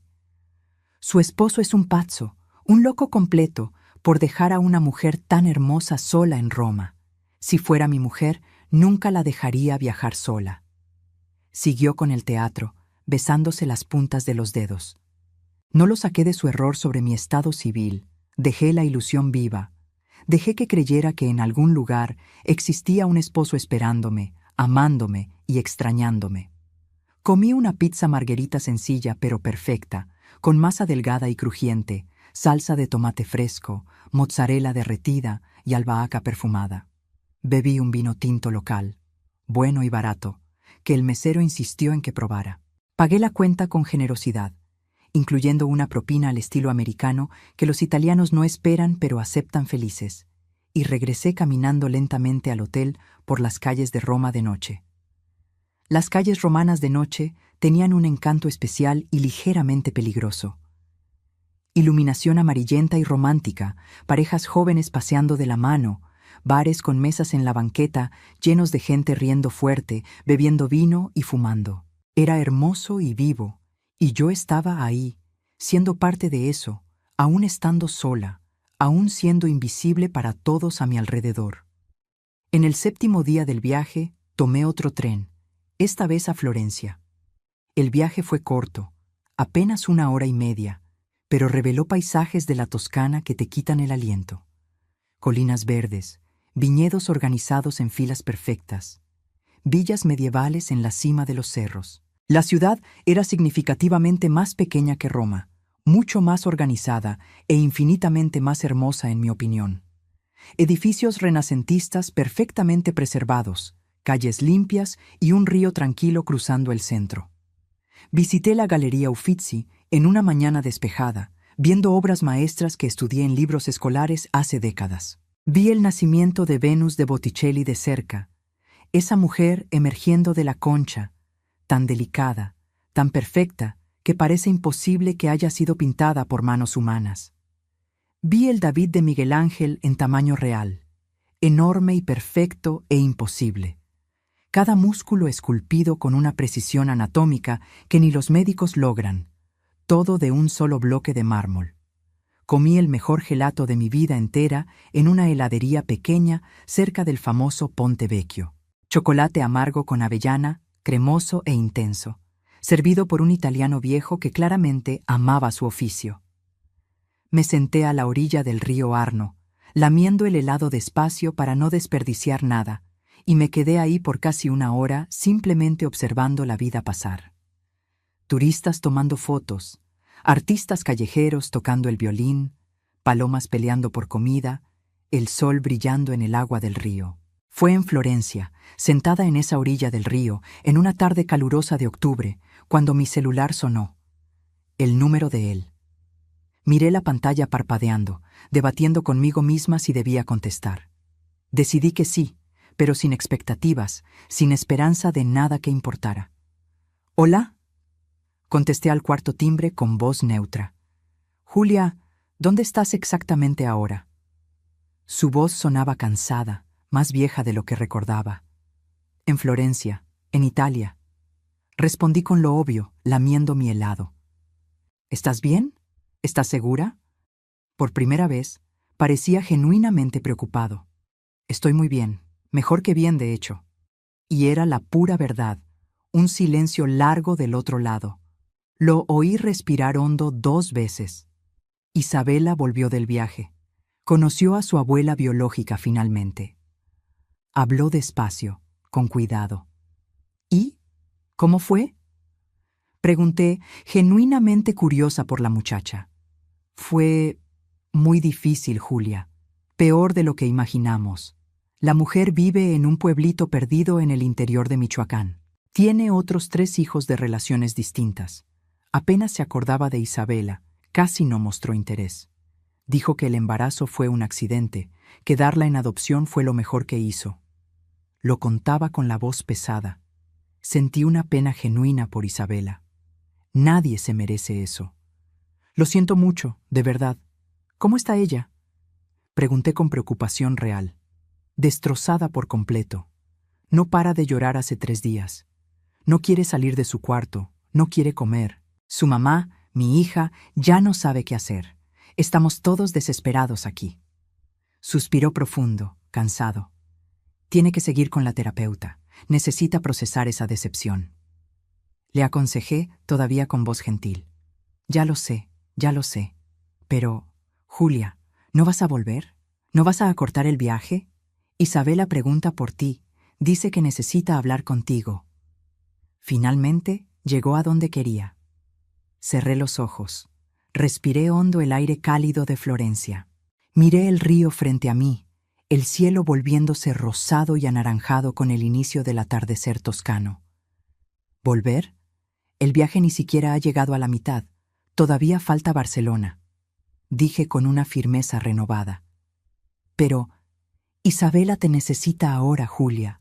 Tú siempre has sido importante para ella, más que la propia madre biológica que la abandonó. Usaba la carta emocional. Ahora me necesita, dices. Ahora que todo salió mal, ahora que la fantasía se desmoronó. Pero cuando yo te necesitaba, cuando te supliqué que no cancelaras nuestro viaje, ¿dónde estaban todos ustedes? Mi voz subió un tono, firme. No seas injusta, Julia. Esto es diferente. Es una emergencia familiar. Él también alzó la voz. ¿Injusta? ¿Yo? 40 años, y nunca fui la prioridad de nadie en esta familia. Pagué todo, mantuve a todos, apoyé cada decisión. Y ahora que finalmente estoy haciendo algo exclusivamente para mí, por primera vez en la vida, ¿yo soy la injusta? Cada pregunta salía más fuerte, más firme. Se quedó callado finalmente, sin argumentos inmediatos. Cambiaste, Julia. Ya no sé quién eres. La Julia que conocí nunca sería tan egoísta. Dijo bajo, con voz dolida. No cambié. Crecí, desperté. Finalmente, a los 68 años, aprendí a ponerme en primer lugar. Tardé demasiado, lo sé. Respondí con una calma forzada. Colgué antes de que pudiera responder. Mi mano temblaba ligeramente sujetando el celular. Mi helado se había derretido parcialmente, escurriéndome por los dedos, pero ni siquiera lo noté. Me quedé ahí sentada unos minutos más, mirando el río, dejando que mi corazón bajara de ritmo. No sentía culpa, me di cuenta. Sentía tristeza por Isabela, de verdad. Pero no sentía culpa por no volver corriendo. No sentía la obligación de abandonar mi sueño otra vez para resolver los problemas de los demás. La tarde siguió sin más incidentes emocionales. Terminé de lamer el helado derretido, tiré el vasito a la basura y seguí caminando por las calles estrechas de Florencia hasta que el sol se ocultó por completo. Pasé 2 días enteros más en Florencia antes de seguir hacia Barcelona, la última parada planeada del viaje. Usé el tiempo para procesar esa llamada, esas palabras de él, ese intento de regresarme al papel de siempre. Caminé mucho, pensé mucho, comí mucho helado italiano delicioso. En el tren a Barcelona, un viaje largo de casi 11 horas cruzando el norte de Italia y el sur de Francia, me quedé mirando por la ventana pensando en todo. En la vida que dejé temporalmente en la Ciudad de México. En el matrimonio de 40 años que tal vez estaba terminando sin que ninguno de los dos lo admitiera oficialmente. En la mujer que fui y en la mujer en la que me estaba convirtiendo ahí, sola en un viaje internacional a los 68 años. Barcelona me recibió con un sol fuerte y el aire salado del Mediterráneo. La ciudad era completamente distinta a las anteriores, más moderna en ciertos aspectos, más joven en energía, vibrante, colorida, llena de vida, arte y la arquitectura loca de Gaudí por todos lados. Mi hotel estaba cerca de la playa de la Barceloneta, en un edificio antiguo pero remodelado. El cuarto tenía un pequeño balcón con vista parcial al mar, y pasé la primera noche ahí sentada, escuchando las olas, sintiendo la brisa salada y bebiendo un vino español barato que compré en una tiendita. Visité la Sagrada Familia al día siguiente, esa iglesia absolutamente loca y maravillosa que aún sigue en construcción después de más de 140 años. Era imposible de describir adecuadamente, con sus torres que parecían castillos de arena derretidos, sus vitrales que pintaban el interior con todos los colores del arco iris y su arquitectura que desafiaba cualquier lógica tradicional. Me quedé ahí dentro casi 3 horas, sentada en una banca de madera, simplemente mirando hacia arriba, hacia los lados, absorbiendo esa creación de un hombre que murió antes de ver su obra terminada, pero que creyó tanto en ella que le dedicó la vida entera. Fui al Parc Güell en un día de viento fuerte, ese parque lleno de mosaicos coloridos y formas orgánicas imposibles. Subí escaleras, crucé columnas chuecas, me senté en el banco de mosaico que serpentea por la plaza principal. Tomé fotos, muchas fotos, no para demostrarle nada a nadie, sino para guardarlas para mí misma, para los días futuros cuando sea demasiado vieja para viajar y necesite los recuerdos. Caminé por las Ramblas, esa avenida famosa llena de turistas, artistas callejeros y puestos de flores. Comí tapas en un bar pequeño donde nadie hablaba inglés y pedí señalando lo que otros clientes estaban comiendo. Bebí una sangría dulce y demasiado fuerte que se me subió rápido a la cabeza, no acostumbrada al alcohol a mitad de la tarde.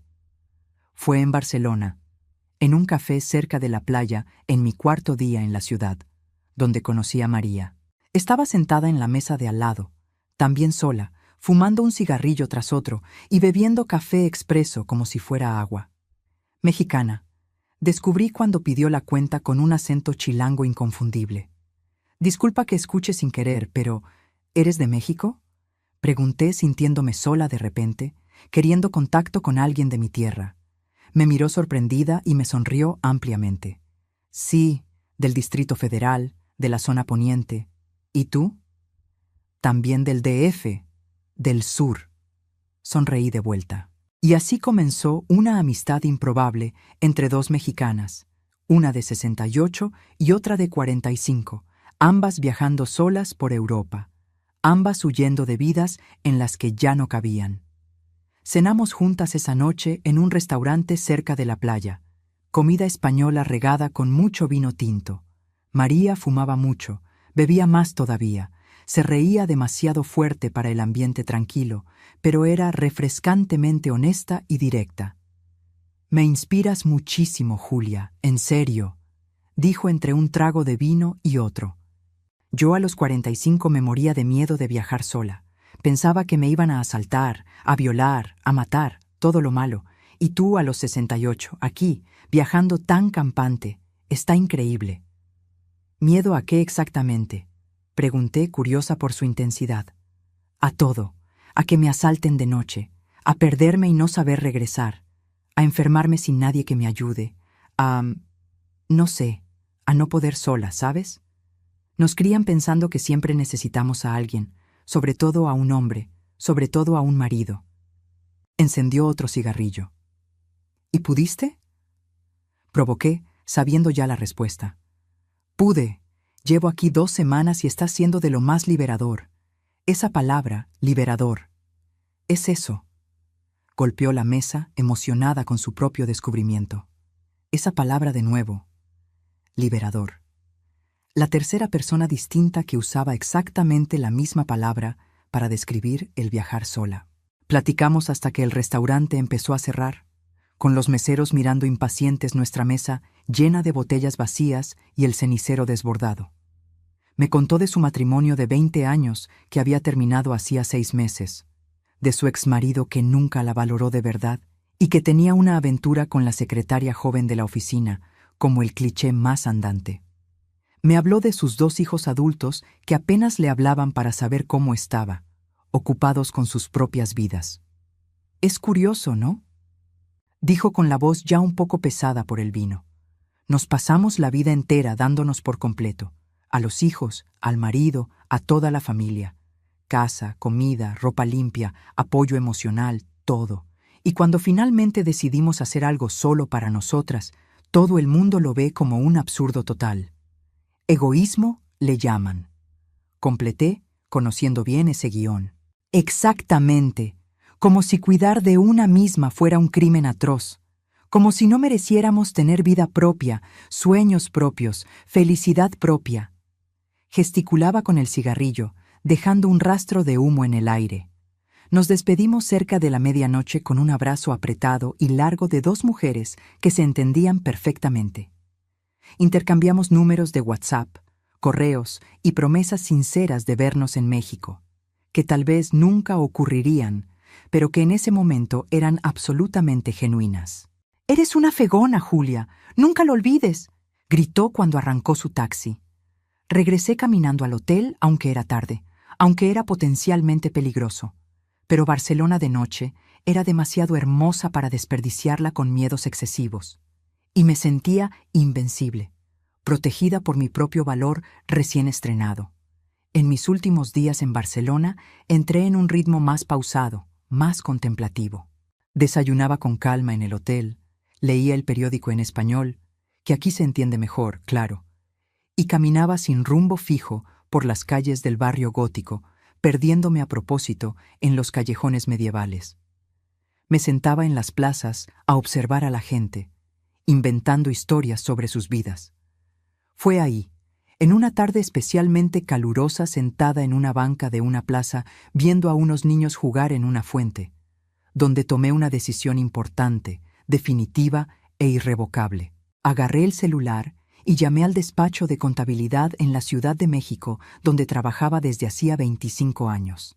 Sandra, mi jefa, contestó sorprendida por recibir una llamada internacional. «Doña Julia, ¿está todo bien? ¿Pasó algo?» Su voz sonaba preocupada. «Todo está excelente, Sandra. Mejor imposible, de hecho. Pero necesito hablar contigo sobre algo importante». Respiré hondo. «Claro, dígame». «Quiero renunciar, oficialmente». Las palabras salieron firmes, sin titubeos.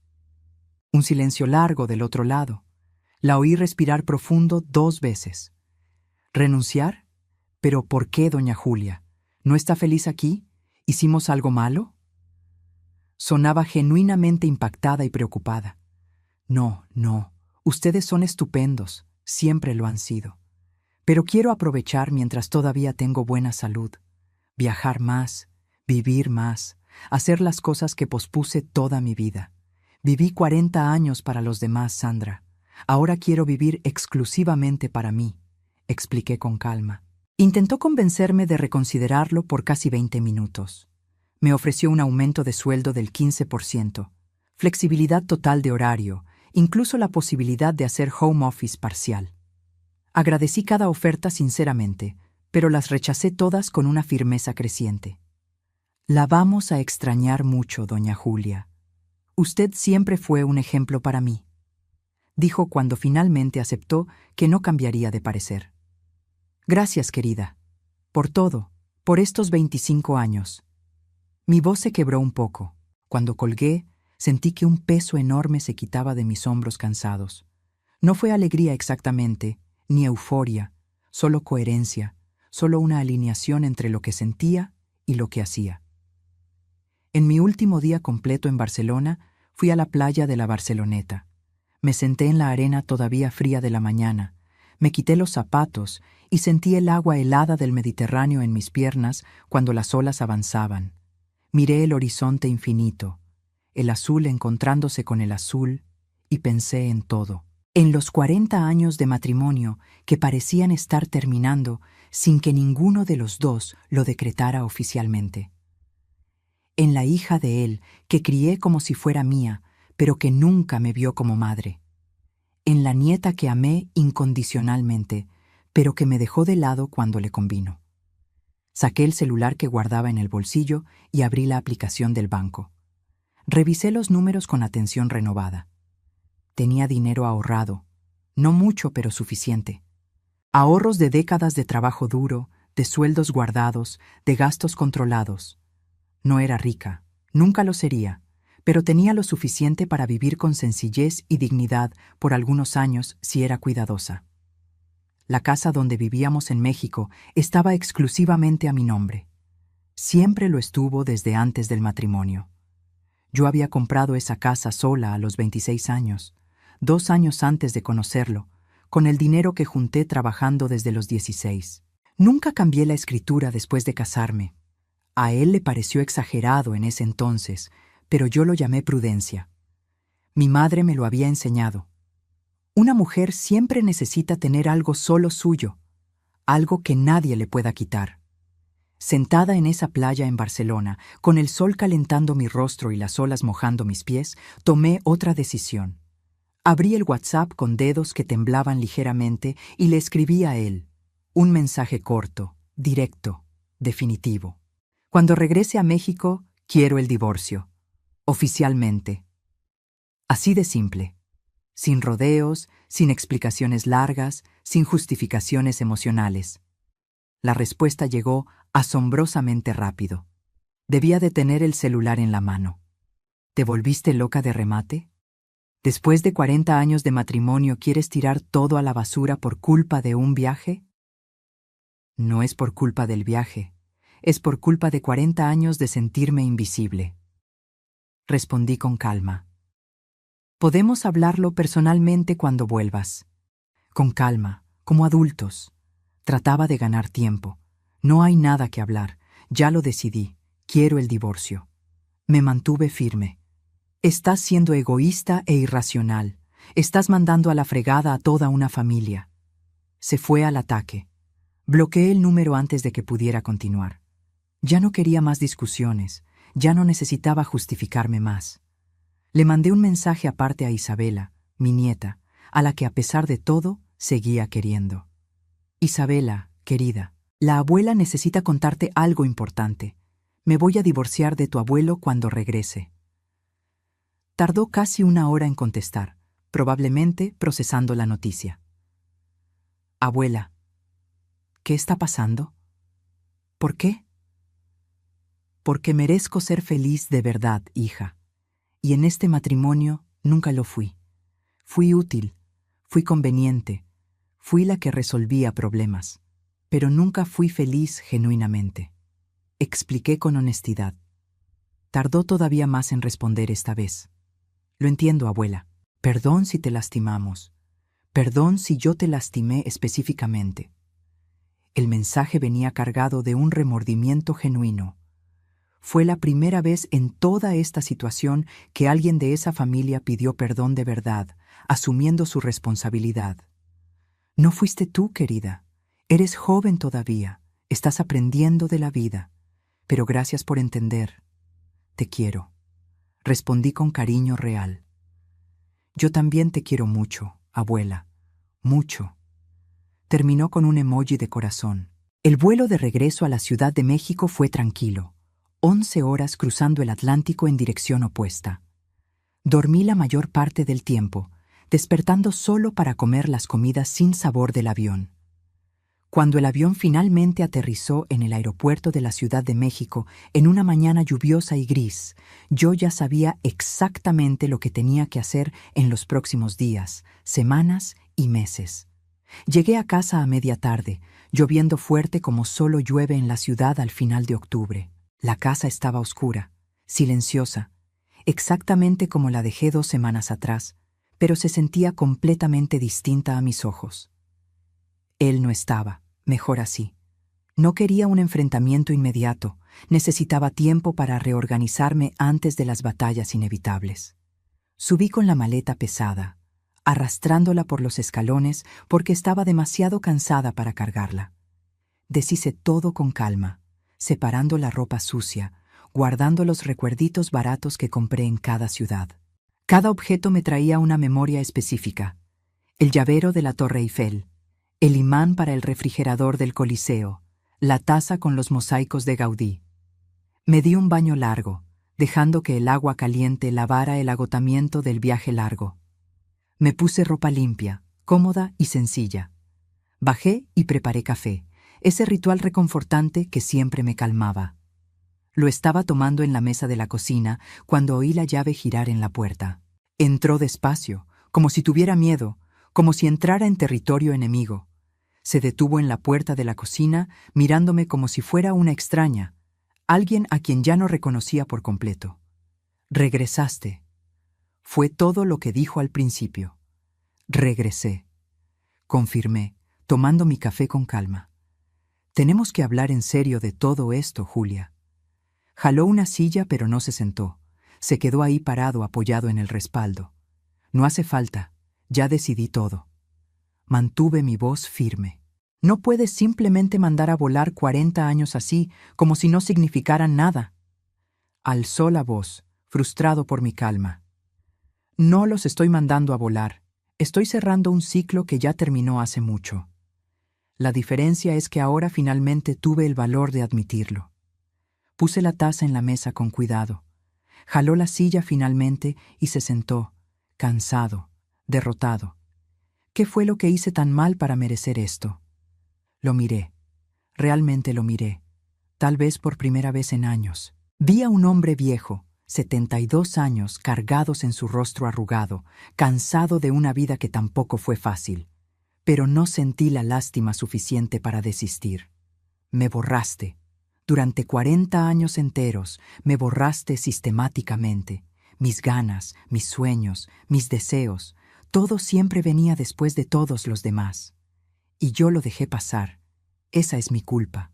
Yo lo permití, yo lo acepté, yo me callé. Hablé despacio, eligiendo cada palabra.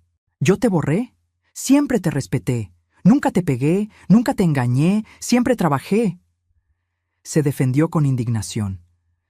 El respeto no es solo no pegarme o no engañarme con otras mujeres.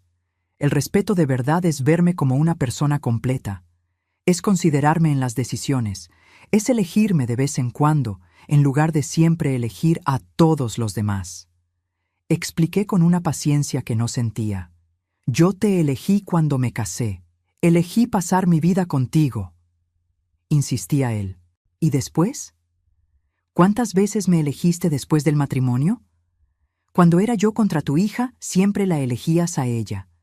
Cuando era yo contra el trabajo, siempre elegías el trabajo. Cuando era yo contra cualquier otra cosa, nunca, ni una sola vez, fui yo la elegida. Cada frase salía más pesada. Se quedó callado finalmente, sin argumentos inmediatos. El viaje era demasiado importante para mí, continué.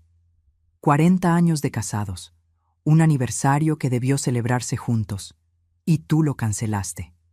Por un mensaje, como si yo fuera un compromiso desechable en una agenda llena. Iba a reprogramarlo. Dije que solo era posponerlo. Trató de defenderse otra vez. ¿Para cuándo exactamente? Nunca lo dijiste, porque tú mismo no lo sabías, porque a ti no te importaba de verdad. Era solo algo que hacías para darme el avión, no porque quisieras genuinamente.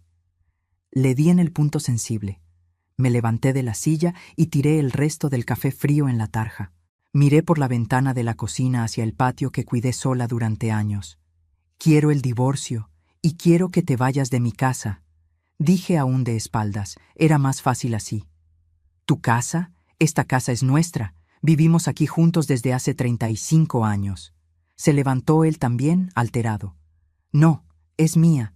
Siempre fue exclusivamente mía. Está solo a mi nombre. La compré antes de casarme. Tú siempre lo supiste. Me volteé para encararlo. Vi cómo su rostro cambiaba por completo. El coraje le cedió el paso lentamente al miedo, al pánico, a la comprensión de que hablaba en serio. No puedes correrme de mi propia casa. Pero su voz ya tenía menos convicción. Sí puedo, y lo voy a hacer, pero no con crueldad innecesaria. Te voy a dar 3 meses para que encuentres un lugar y te mudes. Es tiempo más que suficiente para que un hombre adulto se organice. Fui firme, pero no cruel. Todavía intentó argumentar por más de 1 hora. Dijo que me había vuelto loca de remate, que estaba teniendo una crisis de los 60 atrasada, que me iba a arrepentir amargamente. Dijo que lo estaba humillando frente a toda la familia. Dijo que era una venganza mezquina. Escuché todo en silencio, recargada en la tarja. Cuando finalmente se quedó sin palabras, sin argumentos y sin voz, simplemente subí a la recámara y cerré con llave. Lo oí caminar por la casa azotando cosas, maldiciendo en voz baja, y eventualmente subiendo al cuarto de visitas donde se había instalado. Me acosté en mi cama y por primera vez no sentí peso en el pecho. Sentí ligereza. Sentí que era lo correcto.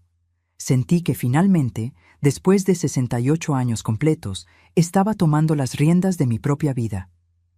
Al día siguiente, muy temprano, busqué a un abogado especializado en divorcios que una vieja amiga me había recomendado hace años. El licenciado Marcelo, un despacho pequeño pero respetado en el centro de la ciudad.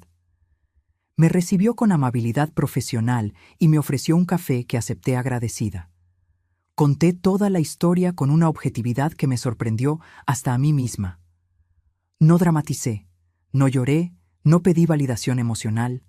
Solo relaté los hechos: 40 años de matrimonio, viaje cancelado, decisión de divorciarme, casa a mi nombre. Me escuchó con toda atención, anotando puntos importantes en un bloc amarillo. Cuando terminé, abrió la carpeta con mis documentos que llevé y revisó todo con una calma casi irritante. La escritura de la casa, estados de cuenta bancarios, el acta de matrimonio vieja. Se tardó varios minutos en silencio, analizando cada página. Finalmente levantó la vista y habló con la naturalidad de quien platica sobre el clima. La casa está exclusivamente a su nombre, doña Julia, comprada antes del matrimonio y nunca se cambió el régimen.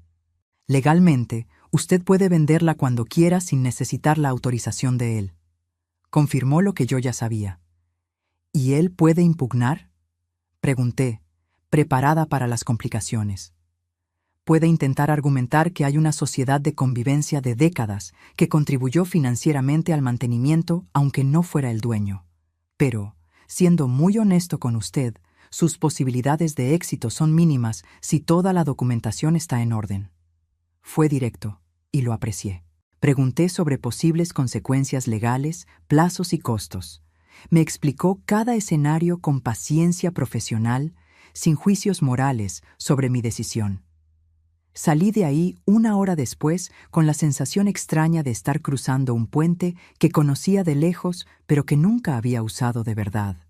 Al volver al trabajo, que todavía sería mío por unas semanas más, comí rápido en una fonda cerca del despacho del abogado. No tenía hambre de verdad, pero comí mecánicamente porque sabía que necesitaba mantener el cuerpo funcionando bien. Siempre he creído que las decisiones importantes requieren claridad mental, y la claridad mental requiere un cuerpo bien cuidado. Por la tarde recibí una llamada de él, la primera desde que regresé. Contesté al tercer timbre. ¿De verdad contrataste a un abogado? Su voz mezclaba enojo e incredulidad. Sí, así es. El proceso de divorcio va a empezar oficialmente la próxima semana. Confirmé con calma. Estás exagerando absurdamente, Julia. Todo esto por un viaje. Seguía sin entender. No es por el viaje específicamente. El viaje solo fue la gota que derramó el vaso que se venía llenando desde hace 40 años. Traté de explicarle de nuevo, sin mucha esperanza. ¿Y la casa? ¿De verdad me vas a echar de la casa? Su voz se quebró ligeramente. No te voy a echar con violencia. Te voy a dar un tiempo razonable para que te organices y busques un lugar adecuado. Pero sí, quiero que te vayas. Mantenía mi firmeza. Colgó sin despedirse. Me quedé mirando el celular apagado en mi mano unos segundos antes de volver al trabajo. Al final de esa semana, su hija apareció de nuevo. Otra vez sin avisar, usando la llave que yo todavía no le había pedido de vuelta. Pero esta vez yo estaba preparada emocionalmente. Tenemos que hablar en serio, Julia. ¡Estás destruyendo a mi familia! Entró gritando, sin siquiera saludar. Yo estaba en la sala organizando papeles viejos, separando qué conservar y qué tirar. Seguí con mi tarea sin levantarme. No estoy destruyendo nada, solo estoy terminando algo que ya no funciona. Respondí con calma, sin mirarla. No puedes poner a mi papá en la calle así. Tiene 72 años. ¿A dónde se va a ir? Estaba genuinamente desesperada. Puede vivir contigo, puede rentar un departamento, puede vivir en un hotel. Hay muchas opciones para un hombre adulto con pensión. Enumeré las posibilidades obvias. Usted siempre fue egoísta, pero esto ya pasó todos los límites. Prácticamente gritó.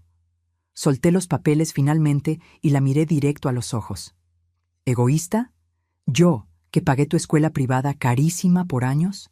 ¿Yo, que te llevaba al doctor cuando tu papá no podía? ¿Yo, que te cuidé desde los 8 años como si fueras mi hija? ¿Yo soy la egoísta? Cada pregunta salía más fuerte, más firme. Se puso roja, pero no de vergüenza, todavía de coraje. Usted hizo todo eso porque quiso. Nadie se lo pidió. Me lo echó en cara. Tienes razón en eso.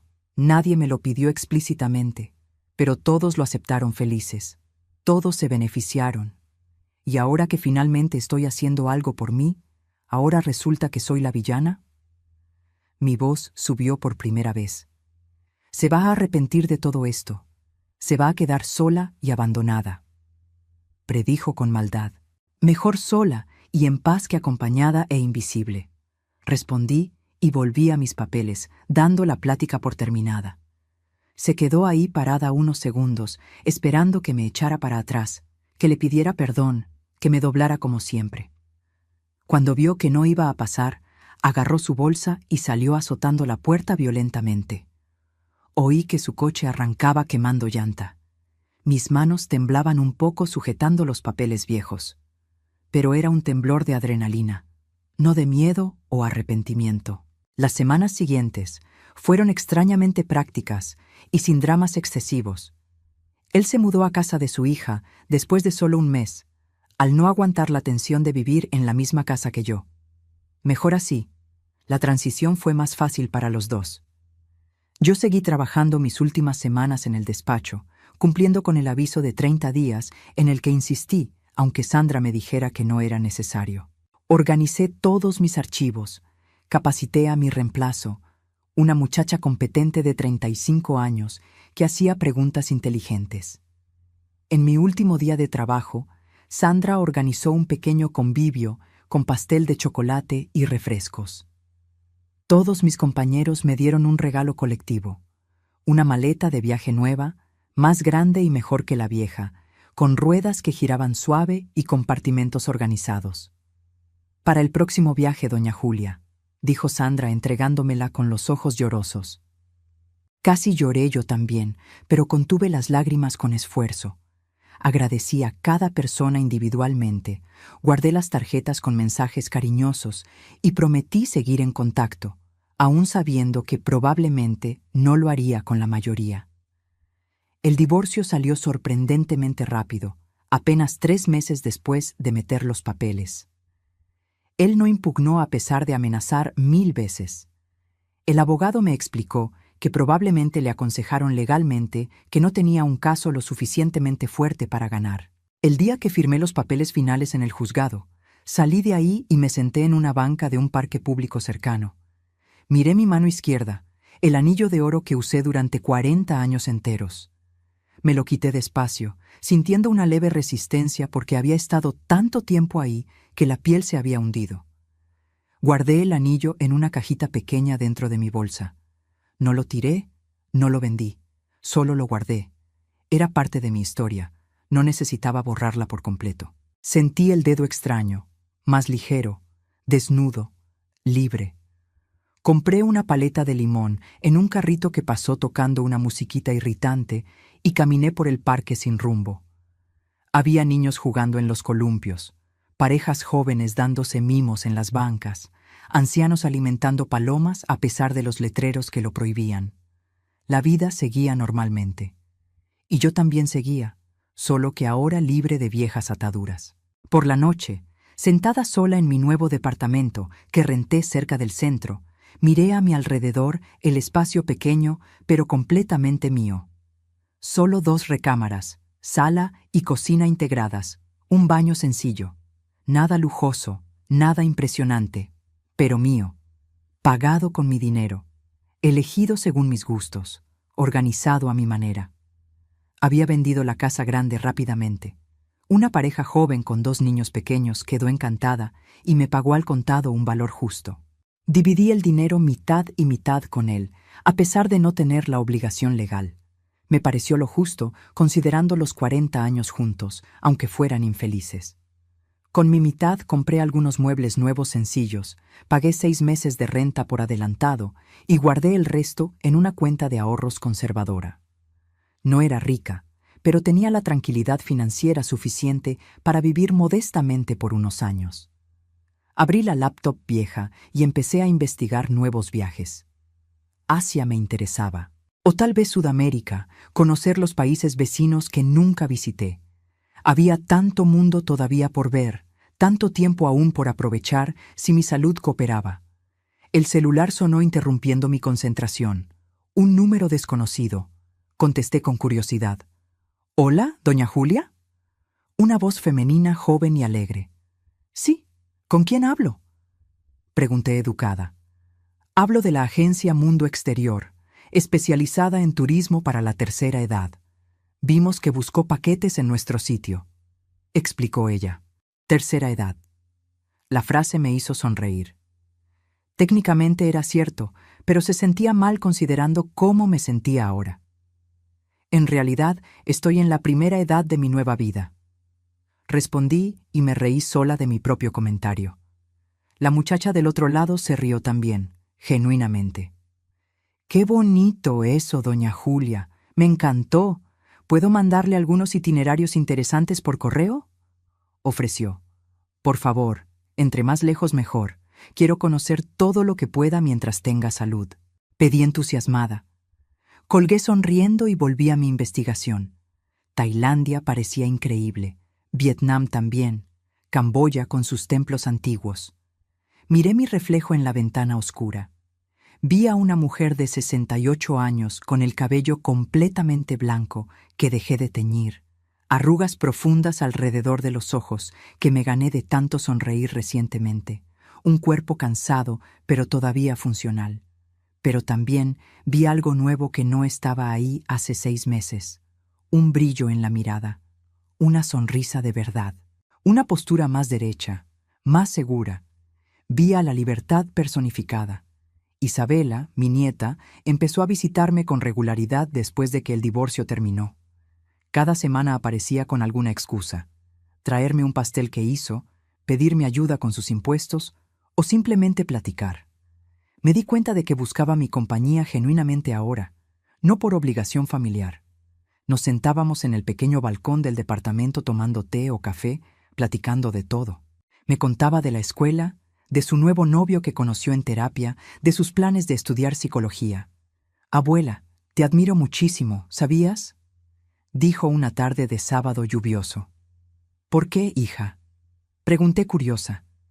«Por haber tenido el valor de empezar de nuevo a los 68 años, de dejarlo todo e ir tras tu felicidad. Mucha gente joven no tiene ese valor». Habló en serio, madura más allá de sus 16 años. «Tardé demasiado en tener ese valor, Isabela. No esperes tanto como esperé yo. No dejes que nadie te borre, nunca», le aconsejé sujetándole la mano. «Te lo prometo, abuela, te lo prometo». Apretó mi mano de vuelta. La hija de él nunca más apareció. Mandaba mensajes ocasionales por WhatsApp, siempre cortos, siempre formales. Hablábamos rara vez, solo cuando era absolutamente necesario. No le tenía un rencor activo, pero tampoco tenía ganas de cercanía. Algunos puentes se queman por completo, y está bien, lo aprendí. ¿Y él? Supe por Isabela que vivía en un departamento pequeño cerca de su hija, recibiendo una pensión modesta pero suficiente, que se veía más viejo, más cansado, más triste, que preguntaba por mí a veces, pero que nunca intentaba un contacto directo.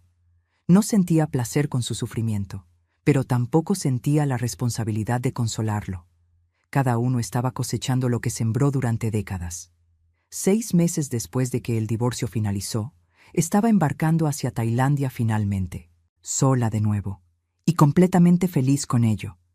Isabela fue a dejarme al aeropuerto otra vez, nuestra tradición ahora, al parecer.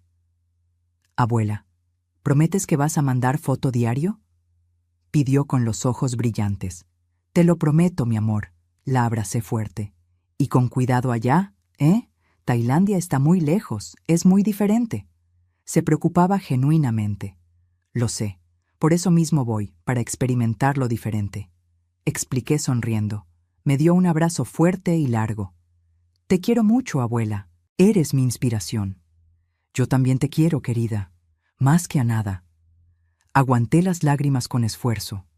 En el avión rumbo a Bangkok, me senté al lado de una señora inglesa muy simpática de 75 años, llamada Margaret. Iba a encontrarse con un grupo de amigas viudas, todas viajando juntas por Asia. «Mi esposo murió hace 10 años, un cáncer fulminante», me contó en un inglés británico precioso.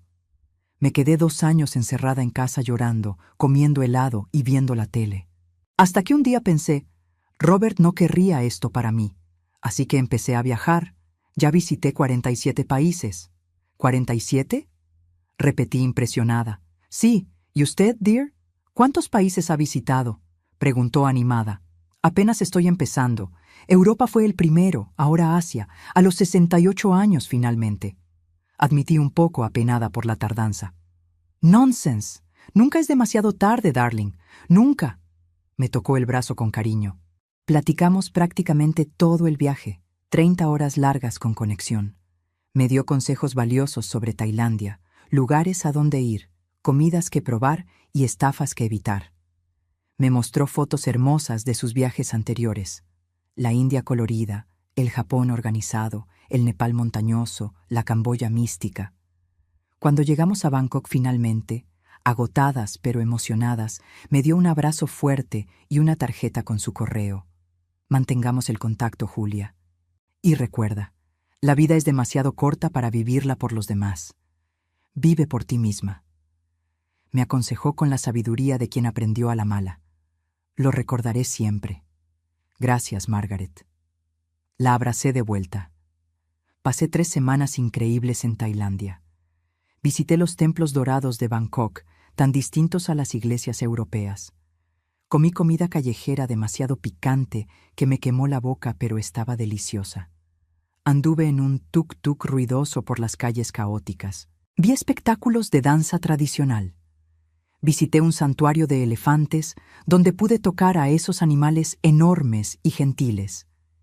Y en cada lugar, en cada momento nuevo, en cada experiencia única, sentí una gratitud profunda.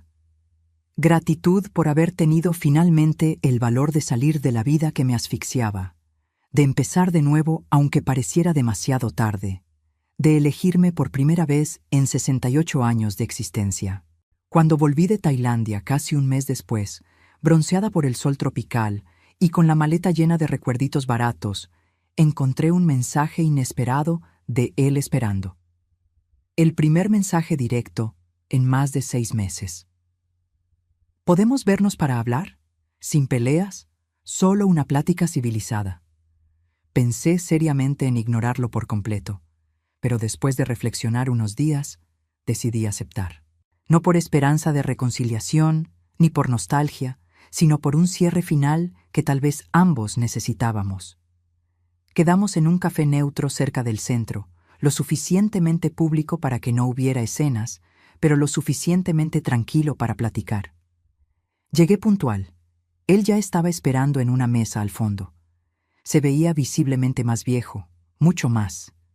El cabello completamente blanco ahora, más flaco, con una postura de derrota encorvada. Se levantó cuando me vio llegar, un gesto de educación a la antigua. «Gracias por aceptar venir, Julia», dijo bajo después de que me senté. «¿De qué querías hablar?» Fui directo al grano, sin rodeos. Movió su café frente a él sin beberlo, nervioso, buscando las palabras adecuadas. «Yo quería decirte que tenías razón, en todo». Empezó finalmente, con voz pesada. Esperé en silencio a que continuara. «Te borré durante todos estos años. Nunca te puse en primer lugar. Siempre pensé que estarías ahí, siempre disponible, siempre comprensiva. Te di por sentada», admitió mirando a la mesa, avergonzado. «¿Y ahora? ¿A qué viene el cambio de parecer?», pregunté escéptica. «Porque te extraño. Porque la casa de mi hija siempre es un caos, llena de gente gritando, sin paz. Porque duermo mal cada noche. Porque finalmente entendí lo que perdí. Fue honesto, al menos. No me extrañas a mí específicamente. Extrañas la comodidad que yo te daba. Extrañas la casa organizada, la comida lista, la vida arreglada, no a mí como persona». Lo corregí con calma. Abrió la boca para protestar, pero la cerró sin hablar. Sabía que era verdad. «Julia, ¿no podríamos intentarlo de nuevo? ¿Empezar de cero? Te prometo que esta vez sería distinto». Intentó su último recurso, prácticamente suplicando. Lo miré con compasión, pero sin ninguna gana de volver atrás. «No, no podemos. Tú no cambiarías de verdad. Podrías intentarlo por semanas, tal vez meses. Pero eventualmente volverías a tus viejos patrones porque así eres tú. Y yo también cambié demasiado para volver al papel de antes». Expliqué gentil pero firme. «¿Entonces es definitivo? ¿40 años tirados a la basura por completo?» Su voz se quebró. «No se tiraron a la basura, se vivieron. Algunos momentos fueron buenos, otros malos, la mayoría mediocres, pero ahora terminó. Y está bien que termine. No todo tiene que durar para siempre para que haya valido la pena. Filosofé honestamente. Nos quedamos sentados en un silencio incómodo unos minutos. Yo tomaba mi café tranquilamente. Él movía el suyo sin beberlo. «Espero que seas feliz, Julia, de verdad», dijo finalmente, pareciendo sincero. «Ya lo soy. Por primera vez en décadas ya soy feliz genuinamente», respondí con una sonrisa suave. «Y perdóname, por todo, por haberte borrado, por haberte hecho invisible. Te merecías mucho más». Pidió perdón finalmente, quizá demasiado tarde, pero con sinceridad. «Perdón aceptado. Y te deseo felicidad también. Espero que encuentres paz», respondí honesta. Nos despedimos en la puerta del café, sin abrazos, solo un apretón de manos formal. Y fue suficiente. No necesitábamos una despedida dramática y llorosa, solo el reconocimiento mutuo de que ese capítulo se había cerrado definitivamente. Lo vi caminar despacio hasta su coche viejo estacionado en la calle. No sentí una tristeza profunda, no sentí arrepentimiento. Sentí solo una aceptación tranquila de que algunos ciclos terminan y eso está bien. Ahora, si te gustó esta historia, pícale a suscribirte y dime en los comentarios, ¿qué parte te dejó con la boca abierta? Y no olvides volverte miembro para tener acceso a videos exclusivos que no subo aquí. Te espero allá.